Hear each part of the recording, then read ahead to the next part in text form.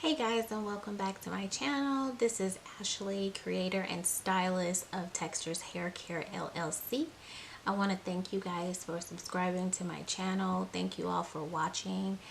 Thank you for liking and following my Facebook and Instagram page.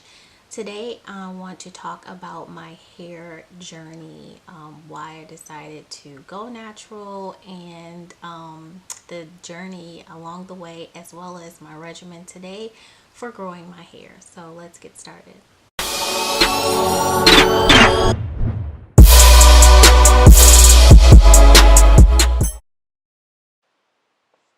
So as some of you may know, from watching my channel, and those of you who are new, I'll explain.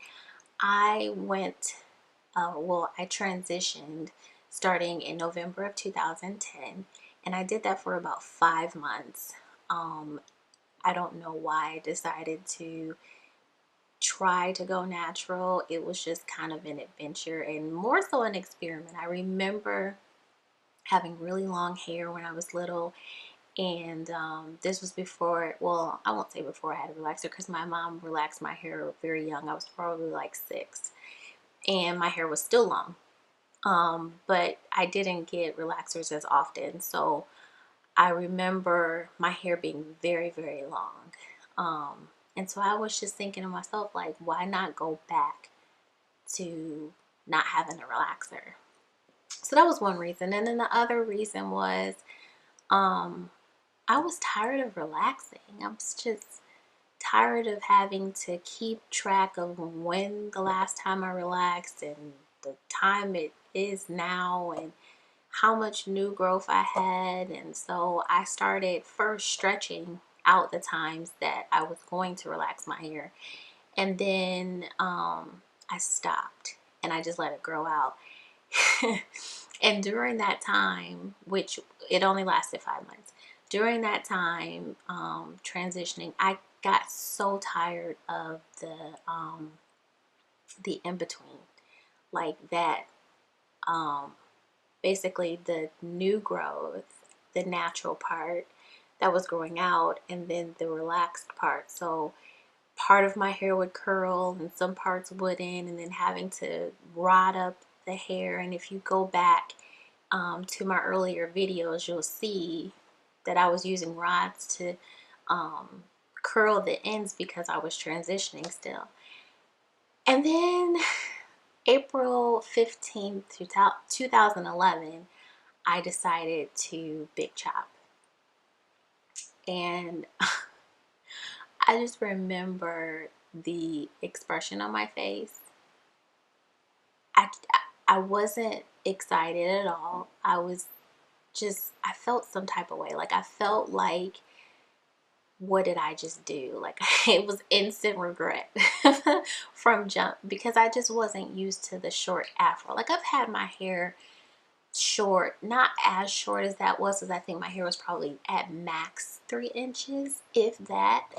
Um, but I remember being relaxed, and I had like a bob and asymmetric cut and that sort of thing. But my hair was relaxed, so it laid down, and it did what it was supposed to do. And no one tells you that when you go natural, that hair does what it wants to do. And so I wasn't ready. And I tried to do a wash and go with that really short hair. it, I thought it was gonna come out. I was watching some girl on YouTube. I thought it was gonna come out like hers, and it didn't. I remember just looking at myself going, what did I do? And like I said in the last hair talk video, I instantly went and got a wig.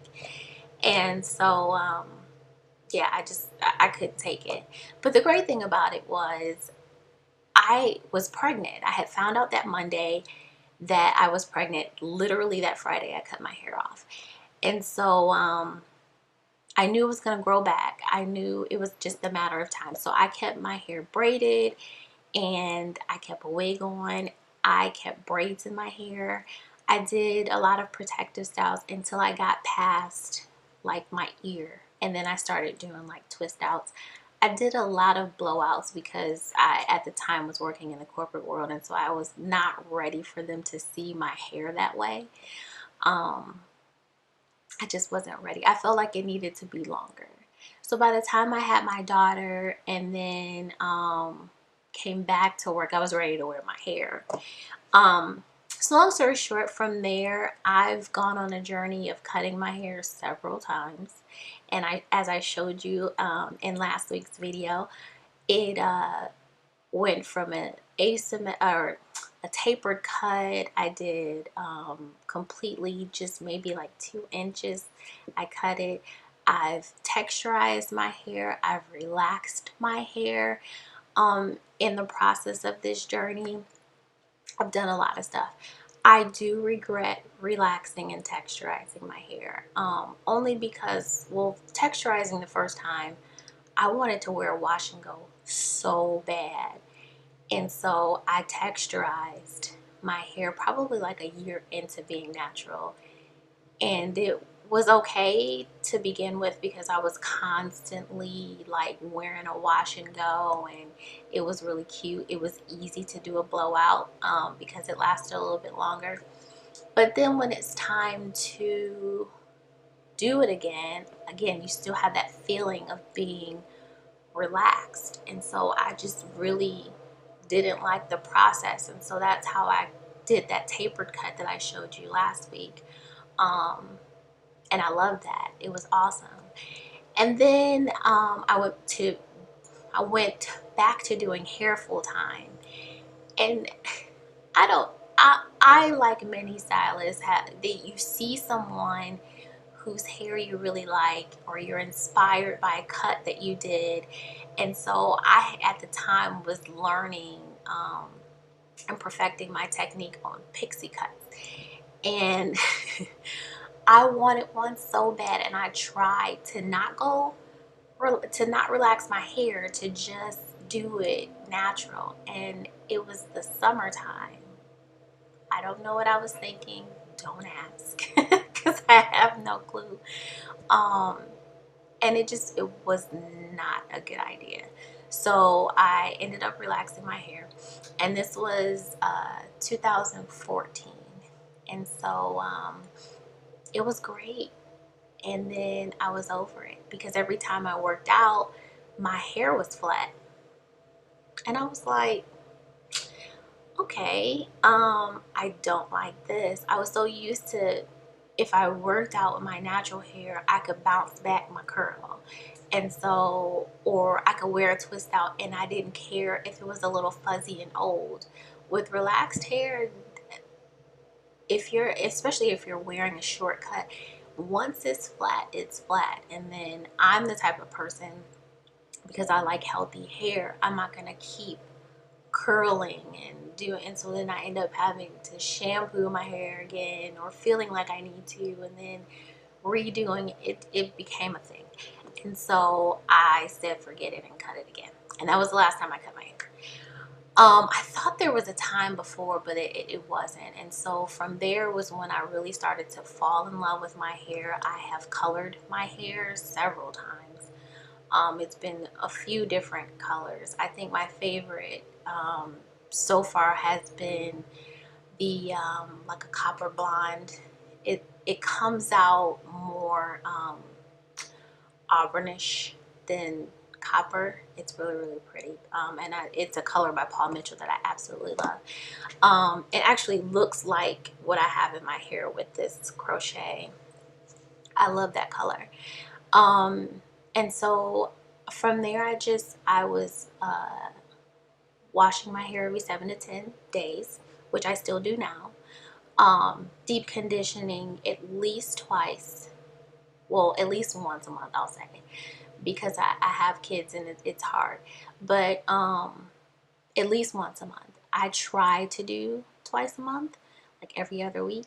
It sometimes doesn't work. However, I have learned to currently I've learned to add things to like my conditioner more often. I used to do it when I first became natural, and then I stopped and I was just using conditioner and just getting it over with. Now I'm starting to add a little bit more like aloe vera juice and coconut oil. Castor oil is my favorite, and olive oil. Another one is almond oil. I really like how that feels in my hair. Um, and I've just kind of been adding it to my conditioner and letting it sit for a few minutes. Not necessarily a deep conditioner all the time, but then when I do deep condition, I'm more than likely adding like avocado and an egg every once in a while because I don't need all the protein. Um, I don't need protein every single time. So yeah, I mean, right now I'm growing my hair and it's really long. Um, well, I won't say really long. It's long for me. And I say that because for those of you who know me, you know that at some point I usually get bored and I want to cut my hair.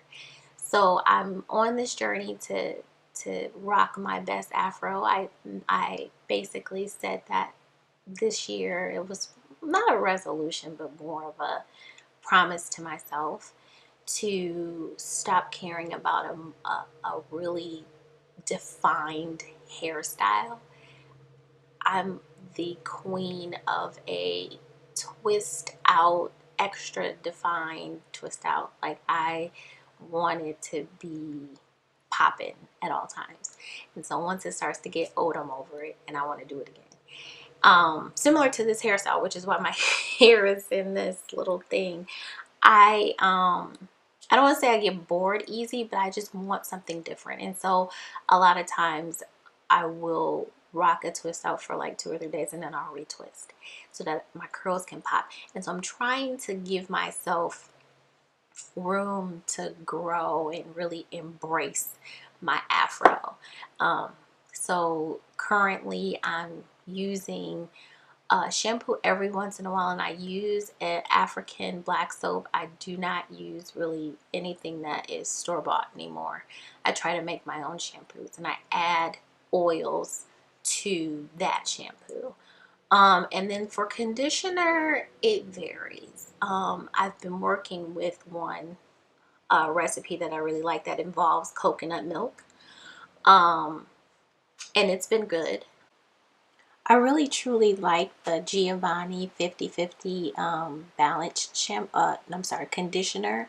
I feel like it really gives my hair a little bit extra moisture than some of the homemade conditioners that I make. I also am a fan of, it's probably not the best and it's not natural, of Aussie Moist. And with that, I usually use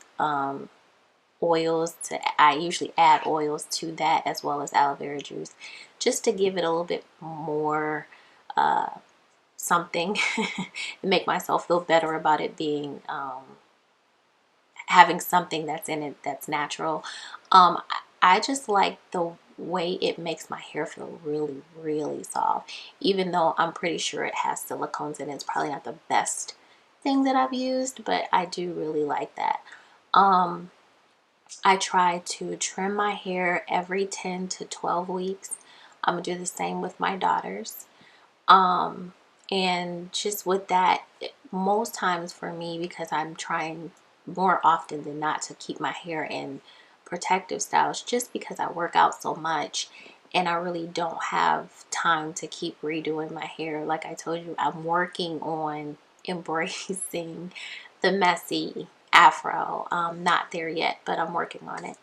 But when the summer hits, I'll probably wear a lot more wash and goes, and I actually will do a video to show you how I do my wash and goes. I pile on the oil because I do not like a crunchy wash and go. I'd rather have it be like very, very moisturized. In addition to that, that's really it. I think honestly, my journey with growing my hair has gotten simpler. I've stopped doing some of the elaborate things I used to do. I try a lot of different products. I make my own products. Um, And I don't really have a cabinet full of products anymore. Unfortunately, I stopped doing that so much because I'm trying to develop my own for my kids, and so I've been using what I've been developing on myself as well as them. So I've been doing that a lot more than purchasing things, but I do like the Aunt Jackie's line. I think her products are probably my favorite that I've tried so far, because I used to be a huge Miss Jessie's fan. Um, but it's changed over the years, and so I've kind of ventured away from Miss Jessie's, and I really like the Aunt Jackie line for both kids and adults. I use a lot of oil. Um, Coconut oil is probably the biggest staple in my house, and castor oil for the scalp. But I have a new love for macadamia nut oil and mustard seed oil because they have growth agents, and I use them a lot in the products that I'm developing. And then I also like a lot more shea butters, and I'm